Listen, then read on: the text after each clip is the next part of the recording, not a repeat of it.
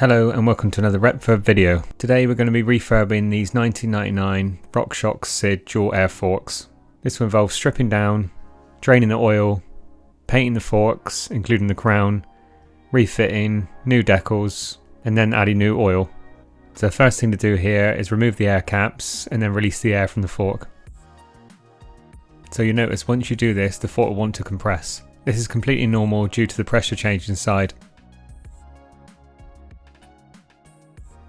So on the dual air fork it has two air inlets on the top and also one on the lower leg. It's only on one side, the other side is an adjuster. To remove the adjuster side you just need a small screwdriver and then you can release the cap. This allows then the part to be unscrewed underneath. So now to remove both the securing caps that go on the bottom of the fork legs. Once this is done it will then allow the stanchions to be removed from the outer part of the fork leg.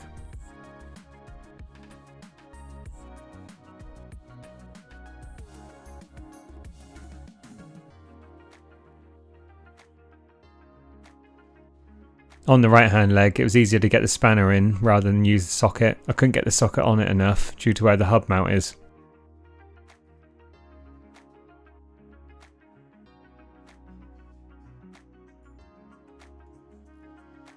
And now to remove the top two caps which are on the crown. These are both air valve caps.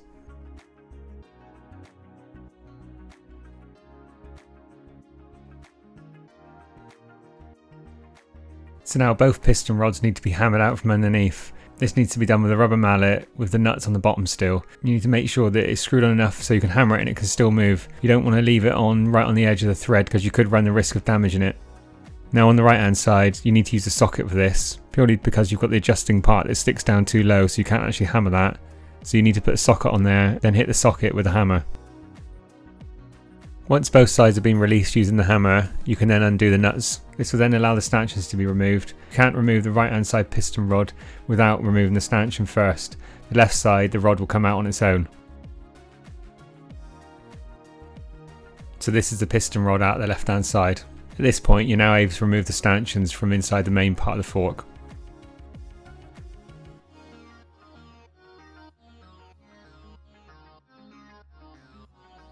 The rubber dust boots can be removed from the stanchions and these can be cleaned at a later stage. The main upper seals can easily be removed just by levering them. I'm just using an old extension bar which has got no sort of sharp edges so it can be pulled out and then we can check the seals. Hopefully they'll be okay to be used again. Both the seals look pretty good on first inspection. No visible signs of cracking or splitting or anything like that.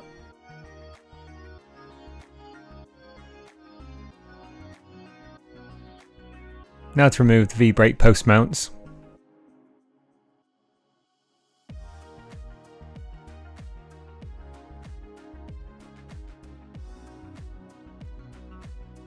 Now that the fork legs are separated from the stanchions, we can look at removing the decals. This can easily be done by warming them up first, then any residue that's left behind, we can remove that with some solvent degreaser.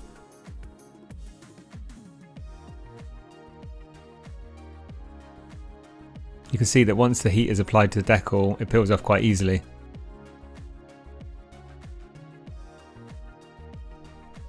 Here you can see I'm just applying some degreaser to the area and just wiping off just to get rid of all the adhesive left over from the stickers. So once all the adhesive has been removed, you can then move on to sanding it down. I'm going to use a coarser grade to start with and then work down to a finer grade so it's ready for primer.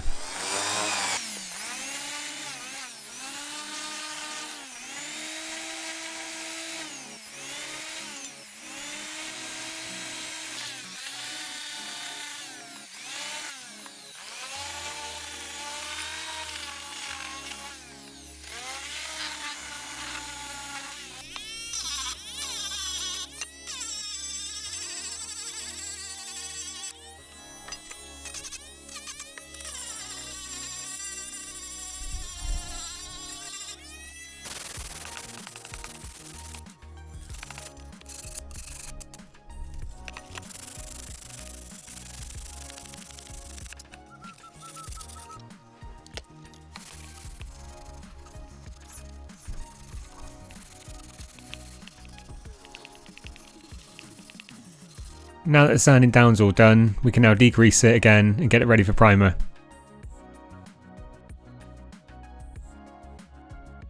So now I'm just going to show a brief part of the priming.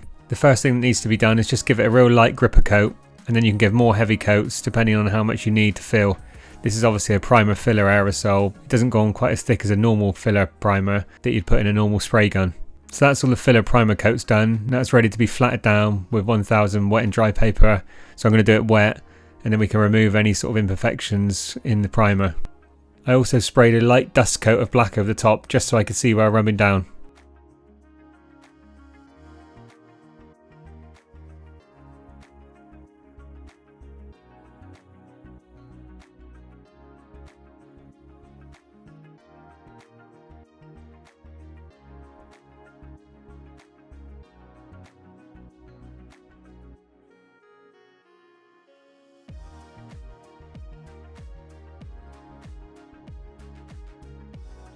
So that's the primer all flattened down, and now it's ready to have colour added.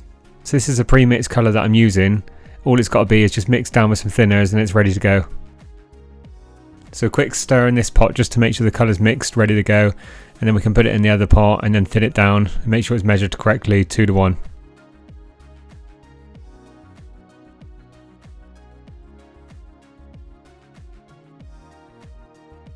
So for this project I'm using the Sata Mini Jet.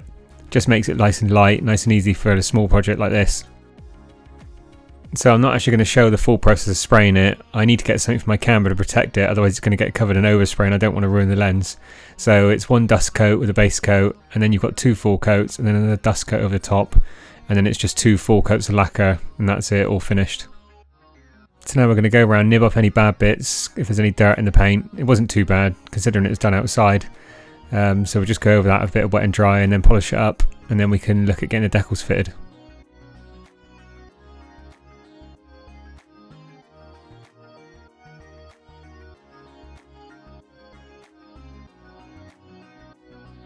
I'm using my small polisher, which is made by Milwaukee, which is ideal for this, and I'm using it with Freckler polishes, so together they do quite a good job. I'll definitely recommend this polisher to anyone that does any small area repairs or any sort of small projects like this. It's a lot easier than holding a big electric one. It just makes it more manageable when you're working on small items. So now on to fitting the decals. This is pretty straightforward, to be honest. You'll see the process. Just sort of make sure you get it in the right place on the area, make sure you don't get any air bubbles, peel off, and that's it. I know that makes it sound easier than what it is, and it can be quite tricky at times, but it doesn't have to be too hard.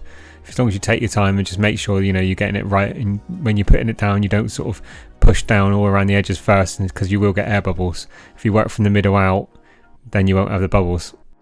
These decals that I purchased online, they were from a company which were abroad. I can't remember exactly where they were off the top of my head, but I'll try and find out and then I'll put it in the description. That's one down, and now on to the rest of them.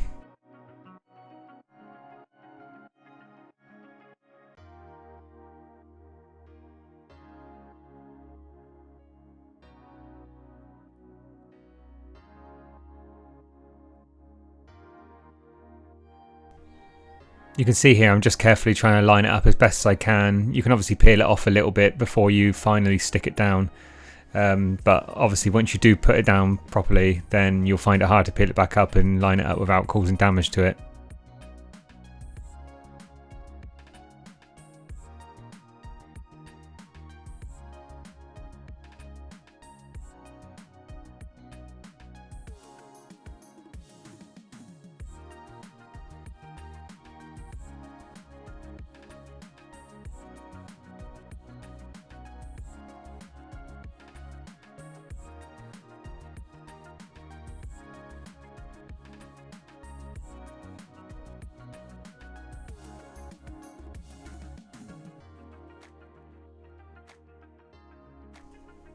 And now I'm just going to go through and clean all the bits just to make sure they're ready for assembly. Also, I'll just give the seals another double check, make sure there's no damage on them, and make sure they're good to go.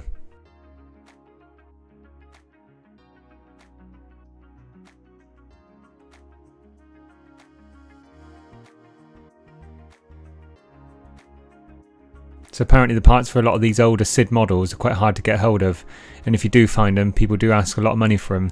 Now, all the bits on this seem to be all okay, all the seals, all the O-rings, the rubbers, everything like that, they seem like they'll be okay, and they can be used again.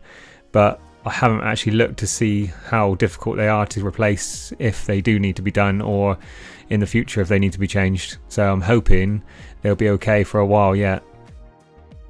That's all the small bits clean and checked. Now we can look at getting the forks back together and we can start getting the oil back in. So now we're going to put some oil at the top of the pistons. So it starts getting a little bit confusing with this because I had two different manuals from Rockshox. One was saying that it was 2 mil approximately to go in each top, and then there was another one that said 3 to 5 mil.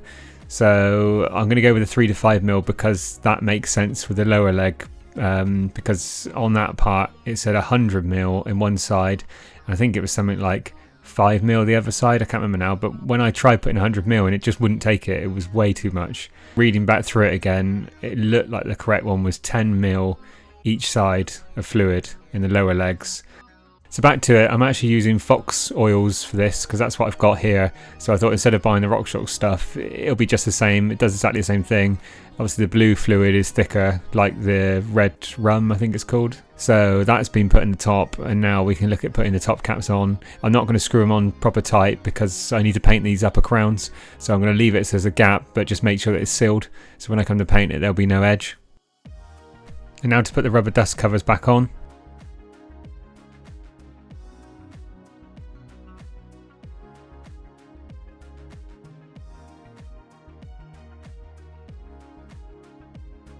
Now the top seals need to go in before we can put the legs back together.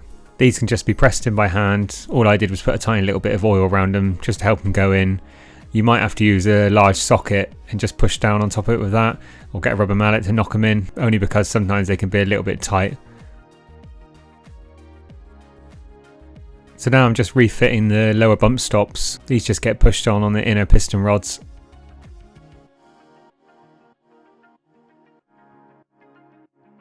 Here I'm just applying some thicker oil to the stanchions before sliding into the legs. I just wanted to do this so it make it less friction when it goes inside and sliding easier. It also does say on the manuals to pre-lube everything before you put it together. So now we're ready to put the stanchions in the lower legs. When you put these in, you don't slide them right to the bottom. You need to leave a gap because the oil's got to go in first. So obviously you don't want to push it down so far that then the inner piston rods come out because you won't have no way of putting the oil in.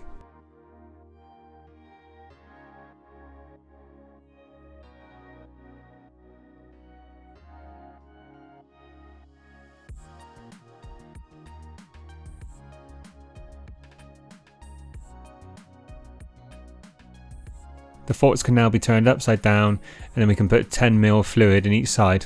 I first put the fluid into a small cup just to make it easier to syringe it out of.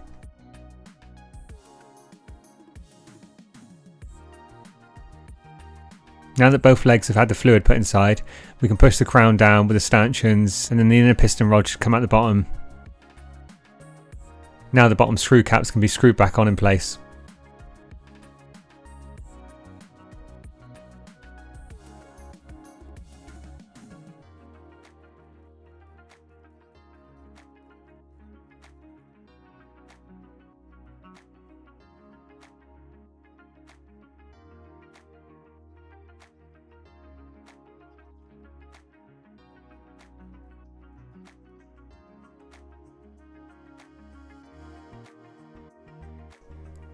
Now the adjusting cap to go on the right hand leg.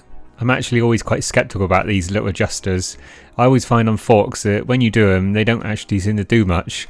Now I might be wrong, and it probably does, and I'm sure people feel the difference, but most of the forks I've had before, when you do things like this, it doesn't tend to do a lot. The only ones I do notice is when you have a lockout fork, which then there, you know, I understand that, and that does work. I had a pair of Fox forks which had lockout on them, and they were brilliant. And I'm sure with a lot more modern stuff, the adjustments are a lot better than these older ones. So this is a small adapter you use to fill air back into the forks. Now it's okay, but the way I do it with the pump that I've got, it's quite difficult to take it off without releasing air. It doesn't actually have a little one-way valve inside it, which I think would make it a hell of a lot better if this little adapter had a one-way valve as well. I'm just going to fill it up now close to the pressure that I need, but once it's on the bike and it's all set up, I will put in more air or just go through and adjust it. So on this fork it has 3 places that you put air in, 2 at the top and 1 in the bottom leg. And now, as you can see, the top crown has also been painted. I haven't shown the process on this because it was the same as the lower legs. but I basically did it in the grey, similar to the XTR parts that I did, but with a gloss finish. I just thought that it might tie it into the rest of the bike, so hopefully when the bike's all fitted up on the GT, it'll look good. This fork is going on the GT STS project that we've also got going on, and once it's all complete, the whole project will be uploaded.